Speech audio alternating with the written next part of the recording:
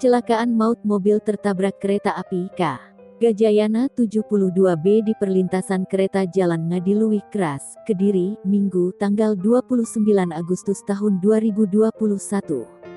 Kecelakaan mobil tertabrak Gajayana 72B tersebut tepatnya di KM 176+1 Petak Jalan Ngadiluih. Akibat kejadian itu, satu orang pengemudi mobil yang meninggal di lokasi. Mobil sempat terseret beberapa meter dari perlintasan rel yang tidak terjaga.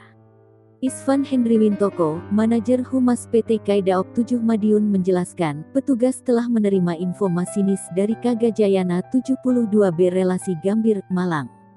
Dalam laporannya masinis menyebutkan, telah tertempar mobil di KM 176+1 Petak Jalan Ngadiluih, Kras di perlintasan tidak terjaga. Kronologis kejadian, mobil dari arah timur hendak menuju arah barat, sebelum melewati perlintasan mobil sempat berhenti. Selanjutnya, masinis membunyikan semboyan 35 sebelum melewati perlintasan tidak terjaga.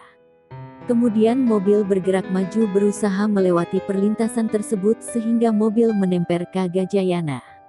Akibatnya, mobil terseret beberapa meter ke kebun jagung.